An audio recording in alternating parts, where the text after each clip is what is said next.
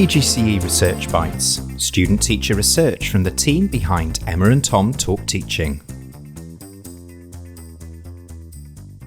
Right, Meredith, can I just say, first of all, thank you very much for saying you do this for us, because I know it's sort of not that comfortable and you've had a busy day. But Meredith Bawks and our Canadian student on the PGCE PE, and you're going to talk to us this afternoon about your assignment. Yes. Thank you for doing that. Thank you for having me. Well, it's a pleasure. So I know, first of all, I think probably what I'd like to say is just what a pleasure it was to read the assignment. And it was, for me, I was saying to Tom, we do a lot of these and sometimes they're quite good and sometimes they're not so good, but this one was just a really good read. So I think other people would enjoy reading this as well, particularly on PE, because it's specific to that.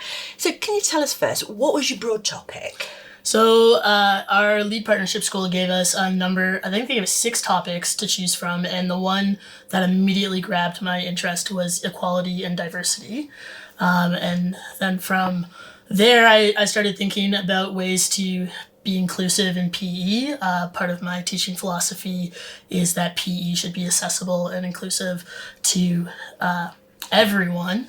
And on my second week of placement, I was observing a student in a class who was not participating in PE, and the teacher came up and spoke to me and asked me if I'd be willing to work with that student. And it turns out that student had autism and had yet to participate in class. And so I went over and started working with that student, and you could just tell that she was having a really negative experience. She was almost in tears. She was self-soothing and rocking back and forth, still had her backpack on, and just looked really uncomfortable in the classroom. And I just saw an opportunity there that I could work with her. And so from going from equality to diversity, I went home that night and started looking up adapted physical education and how that could work in PE. And could I further dive into that topic, had a conversation with my mentor and with you, and ended up deciding that I would focus on autism spectrum disorder, and how to support their participation in physical education. And I think that how you've just explained it was, for me, really, really important at the start. Is we sort of talk about the assignments as informing your practice, and you came with a real itch. You'd got with one child, and you're just thinking, this isn't right, and I want to know more about how I could possibly make it right. So I really like the fact that you use this assignment for what I think it is for, is to improve your practice. It was a really good opportunity for me to find out how to become a better teacher, but also really apply it to the students so that they have a positive experience in PE. And even though it was very much tailored from this one student, there's a lot of other students out there who have autism or other disorders and disabilities that are barriers to participating in PE, and this is an opportunity to figure out how we can make PE more accessible to them. Brilliant. And I think probably when somebody gets to the end of it and reads the recommendation, you could see that this probably doesn't just apply to this category of child, does it? No. It's probably much greater than that, but you've gone through this really digging deep into this one aspect. So do you want to take us through the sort of 6 papers that you used in it? Absolutely. Just to give us a sort of a kind of overview of what the paper was about. Sure. And then maybe your takeaway from it. What did you take away and just go, actually, this is really useful to either use as recommendations or put into my practice? So the first paper that I looked at was a study that was done at a secondary school in the UK, and they were evaluating the mainstream school experience of students with autism spectrum disorder in the UK. And so they used both qualitative and quantitative methods and compared those students' experiences to students without autism. And what the key theme that came out of that study was that students with autism could have a similar school experience to students without autism when the right effective inclusive practices are in that school. And for me, what was also really interesting about the study is that used the firsthand experiences of those students. A lot of other studies that I was looking at was talking to either the teachers or the parents, and to have the experience of the students with autism and reflecting back on their school experience is really, really important when you're trying to identify barriers and challenges and then trying to come up with strategies to support them.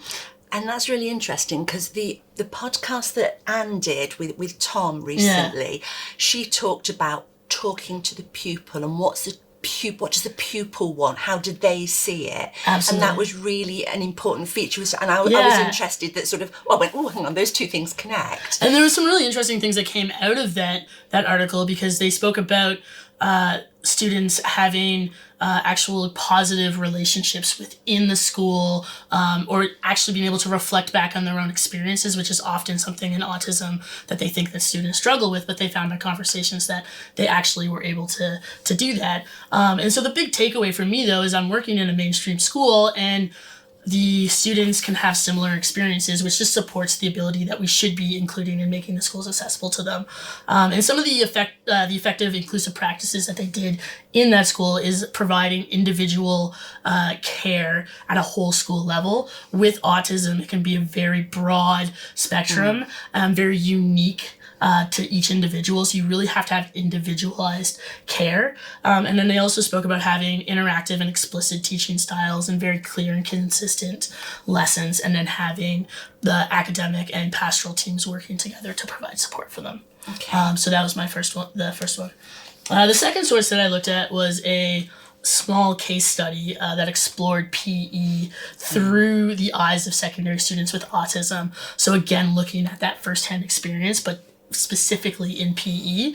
And the two really important findings that came out of this study is that the students reported having a positive experience in PE, but with the right sort of activities. They did speak about they enjoyed team activities, but often if they were small-sided games, or if there was more limited or explicit rules. So they talked about dodgeball being a really good example, just because there was limited language interpretation for them, and it was easy to understand what was going on.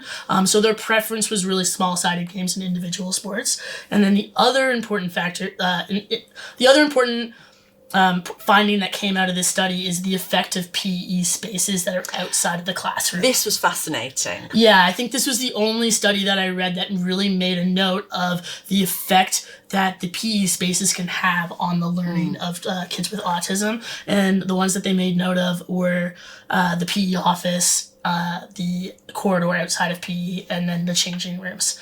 And so the PE office was spoken in a positive way. This is a safe space where students could go and they knew they could go talk to teachers. Whereas the PE corridor and the changing room, the kids reported feeling unsafe, being unhappy, and just being really, really stressed. A lot of it has to do with the kind of chaotic, loud. So at my school, they were doing they use the corridors sometimes to do the registers, and the kids would line up before they go into the change room.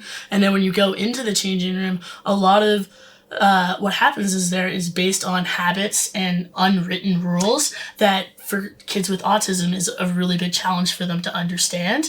And so some of the kids were talking about having to change in shower stalls and just having really bad experience. And what's really important with this is that if the kids with autism or students with autism are getting stressed out and getting into a negative state in the corridor, and then going into the change room getting even more stressed out, then they go into a PE lesson, they're more likely to have sensory challenges and not being able to participate in PE. So it's really important that we start to treat those areas as learning environments and classroom environments. And I thought that for me that was really pertinent, because they are chaotic places, yes, aren't they?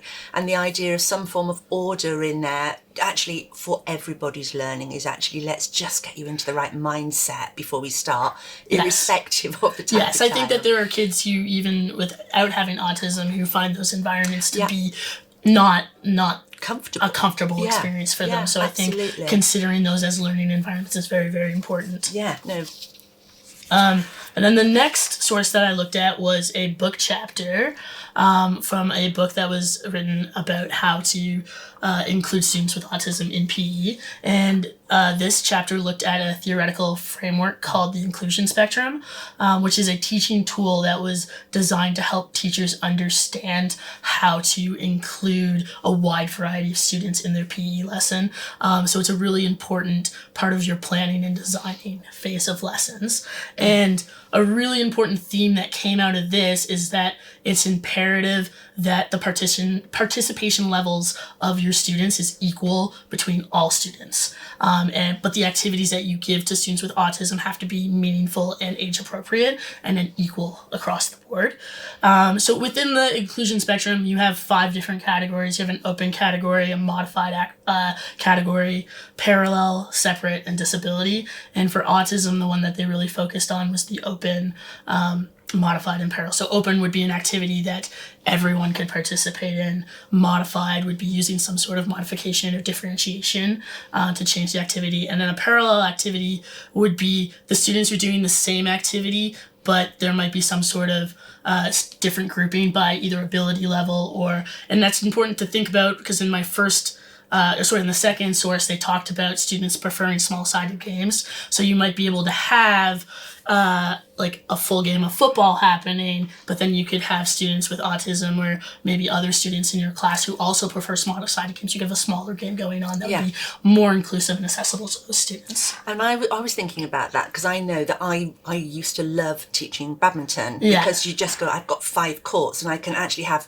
the same activity as badminton, but it all looks different on each of those courts, and it's suitable for the child that's on that court rather than everybody's doing the same. It's all badminton, but it's all nicely separated out. And when you look at the inclusion spectrum, it's done in a way that all of those categories can happen at the same time. Like one is not more important than the other. So in your same lesson, you could have one category and then another category happening later on, or have both categories happening depending. So it's just a way to plan out your lessons to include your students. And I think that part of having it as a planning tool, because we're one of our emphasis this year is how good is your planning? Well, if you're planning for differentiation, it's actually what could that look like? And here's a bit of a framework that might help you. So again, as a teaching tool for our beginning, well, for any teacher, to be honest, I thought it was really useful to have that in there as one of your sort of entries. Absolutely. And then the next source that I looked at was another book chapter. This was a book on adapted physical education, and this chapter was specific to autism spectrum disorder, and it gave like a general overview of autism, some barriers and challenges that they would face, and then gave a lot of information on educational approaches and strategies and tips that you could use to teaching students with autism spectrum disorder. And one of the key things that I've already mentioned is that they spoke about the students with autism being unique and that you're going to have to provide individualized practice. You'll have some students who may not need any modifications and support, and then you'll have other students who will. So you really have to have an understanding with those students. Some of the key strategies that they talked about was applied behavior analysis, or ABA, which is the most effective and well-researched strategy for autism. And they talked about how that could be applied into PE when you're teaching like gross motor skills or physical skills. So what ABA is it helps students acquire new skills and reduce undesirable behaviors, and it uses positive reinforcement and rewards for the appropriate behaviors. So within that, there is something called DTT, which is discrete trial training, which is you break down skills into like structured step by step, and you do one step at a time. And then when students have done that step correctly, they would get some sort of reward. So you would keep repeating that step until they do it correctly, get the reward. So it's a platform game, isn't it? Yeah. Basically a computer platform. Absolutely. Game. And so I think that is just a really interesting way of how we can apply that into PE, because we teach a lot of skills that have to be broken down in step by step. And I think a lot of the time as well, when we're teaching a skill, we go, there's 3 teaching points with this. You do this, you do this, you do this. You just go, and from what you're suggesting, you just go, that's overload. Yes. You just bring it down to one thing at a time. Focus on one thing at a time. When they do it correctly, they get a reward. And they spoke about if they're not doing the next step appropriately, then you just go back to the ones that they do, and then you just keep moving on and on until eventually, hopefully, they can do the whole step. The other strategy that they talked about a lot was using social stories. This was, again, I thought this was really interesting, because you just go, I think this probably applies not just in PE, but again, the phrase, I thought, oh, that's curious. Yeah, and it's all about using really simple and accessible visual pictures and symbols. And they use this to break down what's going to happen next. And so for students with autism who struggle with transitions, this is a way to create predictability and help them with routines. But then also within PE, you can break this down even further into like skills. The example that was given was a student getting ready to go swimming, and there was a picture of them. It was like a picture of a bunch of lockers. They have to go into the locker room and get changed, and then they go out into the pool, and this is what they do with their stuff. And then when a whistle is blown, it's time to leave the pool, and then they have to go back to the change room. And it just broke down the whole lesson, but picture by picture, so it's very clear what could happen. It just, I think this would really help with our students, especially if we think about the change room problem that they're having. If you can put a social story in the change room to display those rules using pictures, it could help those students with those transitions. And I remember looking at the example that you put up there and just going, you know, this feels to me initially like this is so often you do this, but I assume that. Yes. Because I've done the routine so many times before that everybody knows it. You just go, if actually each time it's almost new, you just remind yourself that this is what is going to happen. This is the routine of what will happen. And so they talked about being able to use these social stories for teaching new skills, like transitions, going from like even activity to activity. If you have these resources prepared, it would just help your autism students be more prepared of what's going to happen next. Yeah, I thought that was really interesting, that one. And then my fifth study that I looked at actually was one of the only studies that I found that evaluated an intervention in a PE setting. And it evaluated the impact of music modeling and prompting on gross motor skill acquisition in a PE environment for students with autism. So music modeling and prompting are usually found a part of an intervention in ABA, or that applied behavior analysis, which was the most researched and most effective. So finding a source or study that was looking at PE and using that and evaluating it was really, really important to me. And what this key finding that came out of it suggested is that modeling and prompting is essential to increasing gross motor skills in students with PE.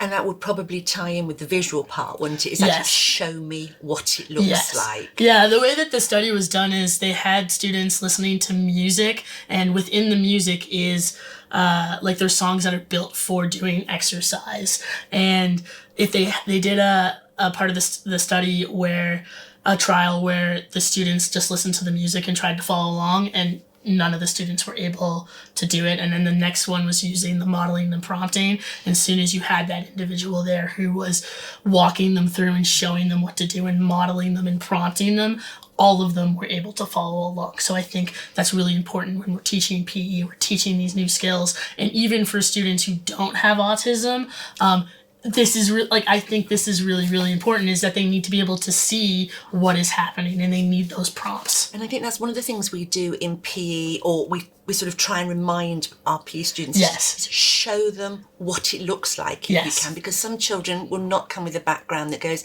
I know what a tennis serve looks like, I know what a hockey flick looks like. If you can show them, you're, oh, that's what it looks like, and that actually prompts something else. Yes, and it really removes that language interpretation part that the students with autism would struggle with. Yeah. And there was an interesting bit in there as well where you said, you know, they put the music in there because that was part of the strategy, and what wasn't clear was, you know, how do you distinguish which bit had which effect on that? Which is always a problem with educational research, is actually because it's so messy, what has an impact on what. They didn't quite get to grips there was with some that issues when you were looking at it, what was actually clear. They could have added in, they really needed to add in another part of the study that looked at like a baseline to really remove the music. Yeah, and I think this is one of the things you did throughout this assignment is when you read something, you had a criticality of where it was coming from. You were questioning where to get your information from, how is this supported with that, and you used other literature to do that, which is one of the things that added to the strength of this assignment. I really did a lot of reading of a lot of different literature when I did this assignment. And you could tell that's what gave it the strength and the depth to it, where you could engage in that level. And then the last article that I looked at was a very short article. It was an informative and really accessible resource for teachers on how to support and include students with autism spectrum disorder in PE. And I think this is like a really important article to look at because it's so accessible, and it was a little bit not as dense to read as some of the other ones, but it basically talked about the strategies and tips for teaching PE. And it included tips on planning, instructing, and modifying lessons. And it included a whole section on some of the sensory challenges that the students with autism would have and giving strategies on how to handle that. So some of the strategies that came out of this were to create predictability. So having that daily consistent routines and structures and helping those students with transitions. And as we've already talked about, those social stories and those pictures, that's a really handy tool to use to help students with those routines and creating that structure. They talked about using really simple directions and instructions. So going back to that like discrete trial training, breaking it down into that small steps and then being very clear about the instructions that you're doing and using those modeling and prompting to show them what you need to have happen. And then they also talked about using positive feedback and reinforcement. They mentioned that a lot of students with autism will probably already be getting ABA, applied behavior analysis, outside of the classroom. So they might have a reward system already in place. So have a conversation with your students and find out what if they have a system in place, you can easily just implement that into your practice and into your lessons. And that's where that sort of whole school sharing of information is really important, isn't it? It's actually what you don't want to do is contradict what's going on already. You want to complement it. Yeah, so you can have from like lesson to lesson that easy transition of all of the teachers being aware of this is the system that works well. And then when they go home, they're using that same system as well. So it's not contradicting anything as well. And then they really talked about the sensory challenges. So using like headphones and sunglasses. So if they're sensitive to noise, they could use like noise canceling headphones. If the light's really bothering them, maybe you need to be using sunglasses in PE. And then also for differentiating your activities using like different size balls, maybe different textures, just depending on what their sensory challenges are. And there was a nice table within that, wasn't there? There was a very nice table that broke down into that planning section, the instruction, the modifying, and then the sensory. Yeah. That just made it so easy it was a really to look good at. It just summarized really what was in that article. Yeah. Yeah. And I think the point you made about that article was something that I am always sort of really wary about is when we're sort of sharing information with teachers is they are time poor.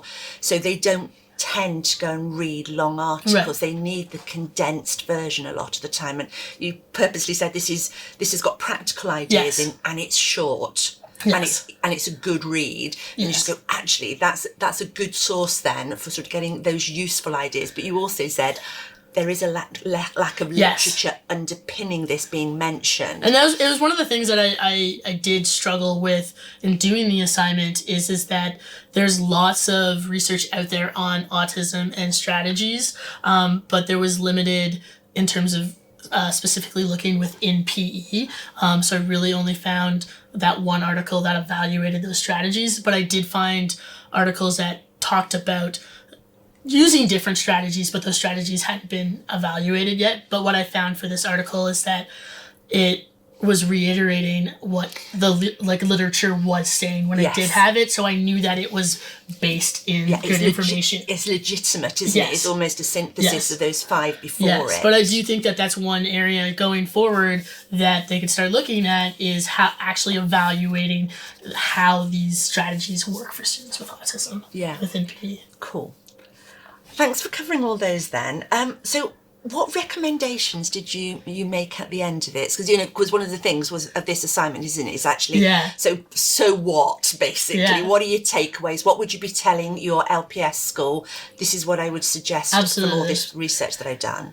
So I made quite a few recommendations, but to really summarize it, my LPS needs to continue to offer individualized inclusive practices at a whole school level. This was something that the LPS was already doing, and they need to make sure that continues to happen, because that was what was shown in the literature as working for those students. They need to visually display the rules of the change room. And a great way to do that would be to use those social stories or visual pictures, or even to offer a separate changing room if necessary for those students, because some of the students really on one end of the spectrum would need a separate changing room. And then we talked about I recommended using social stories and visual cues to be implemented in lesson and used as much as possible to help students preparing for activities, as well as participation within PE. And again, with the routines and the transitions from activity to activity, or going from the change room into an activity back into the change room. And then to consider and use the inclusion spectrum when designing and modifying and planning their lessons. And then finally using ABA strategies when you're teaching motor and physical skills. So that's using a reward system, breaking down steps into that structured step-by-step, simple structure, and then finally using modeling and prompting. Great. And actually the visually enhanced presentation that you did was, when you looked again, I'd looked at a lot of them, it was really well presented, because it didn't have huge amounts of information. It sort of I've looked at these things, here's the sort of main, and here's my recommendations. But there was a couple of, you had the framework on there, you had a social story on there, so you had some little examples about what that might look like. And I thought that was really engaging. I think it really does help to, when you see what a social story can look like, what we're talking about and how actually it can be used in different activities. I think if you see a social story, you go, oh yeah, I know how I can use this in PE now. And I didn't appreciate when I started reading it, when you sort of mentioned social story initially, I was thinking, I don't know what you're talking about. Yes. And then there was an example in there. I thought, thank you, because now I know what you're talking about. And for me, it really helped me understand when I was reading the literature of this is how this can be used. So I really wanted to make sure that I included that in my visually enhanced presentation, and then also putting it within the assignment that I did, because pictures really do speak 1,000 words. What was the impact on your pupil? Because that was a bit I was curious about. You've done so much work on this, but the driving force was this really uncomfortable feeling you had about this one child, when you just say, I'm a PE specialist, I believe in inclusion, and I've got this one child who's not doing any. Yeah, so we did have some success with getting her to participate so we played some giant Shenga together. We played some Connect 4. There was a couple of moments here and there, but I don't think that we got to a point where we were able to make a huge impact. She actually ended up, my last couple weeks at this placement, she was no longer in our PE lessons. I don't know whether it was because she wasn't at the school or wasn't, but I didn't see her in my PE lessons anymore at that point. So that was kind of a little bit sad for me, because she was the driving factor. But I think at the end of the day, I still feel that this assignment was worthwhile, because there's so many students out there with autism. It's the rates are increasing and it's really prevalent, and we're likely to have a student with autism in our class. And so I think there's a lot of really valuable research we can use in here. And I think that, as well, some of this sort of, some of it is just good teaching as well, isn't it? Some of it is just all about good teaching. Absolutely. A lot of the concepts that are in here can help all of our students, not just our students with special education needs. Yeah. So when you did your presentation back to your LPS school, how did that go? What did you feel about it? So I had laryngitis when I presented it. Excellent. So it was a little bit of, I actually ended up presenting it a little bit later than everyone else. And it was a really fun experience, because I got to talk about something that I had become quite passionate about. And I think they took it well, but I was challenging. I had laryngitis. Yes, so the talking part, which is but the it was, strength, but usually. but it was a fun experience because I got to kind of leave out some of the more like critical aspects and like the literature dense aspects of the assignment that I did, and really got to focus on giving the recommendations and the key takeaways. And for me, that was kind of that's the more fun part of the assignment. This is the practical element. Yeah, and I was going to say, it's the application of that, Yes. isn't it? Something that will make a difference to what you do with your teaching. And Yes. and teachers, they want that part of it a lot of the time. Yes. But the fact that it is informed by evidence, Yes. that gives it more credibility. Yeah, it's important I that think. you know that the strategies that you're presenting are informed by the literature, but getting to kind of dive in and give really practical strategies is really fun, because that's what they can take away and they can start implementing. Yeah. So what's the difference now for you as a teacher, having done that? Sort of moving forwards, how have you changed? So I think for me, it has really helped me in understanding how learning takes place, and then how to teach to students who are maybe neurodiverse, but also teaching like all of our students. So breaking things down into simple steps and using visual aspects and modeling and prompting. It just really gave me an opportunity to become a stronger teacher, because I do think that all of these ideas help. And I think I've gotten even more passionate about being inclusive and having PE be accessible to all students. And now I have some very specific strategies that I can use to implement. I think I'm much more aware of some of the challenges and the barriers that these students can face, and able to recognize that student might be facing some struggles and facing some barriers and challenges, and now I have strategies to help support them. Brilliant. So I think it's just made me more aware. Great, and that I would love to think that was the purpose of the assignment. Yes. That people go into it and just go, yeah, I started there and now I'm here and I'm a better teacher. What about as a researcher then? What clearly you are a good researcher. That was a tremendous assignment for somebody who from your own admission went, I didn't think this was my thing. I'm someone with learning disabilities, so coming in and doing a research assignment was a real challenge for me, and I think one of the reasons that I really dove into it is because it's something that I am passionate about and really believe in, and wanted to just take in as much information as I can. Like I said earlier, I think that this is a topic that we will see more research coming out of. I think we'll see strategies being evaluated in the future. And so I think as a teacher going forward and as a researcher, I need to stay active with the research that is coming out around this. And then also I think reading up on other like disabilities and disorders that are out there, because autism is not the only one that's out there, and how can I be inclusive and accessible with all of my practice. That's really something that I really do believe for PE is important. Does it make you feel more confident for the next assignment as well?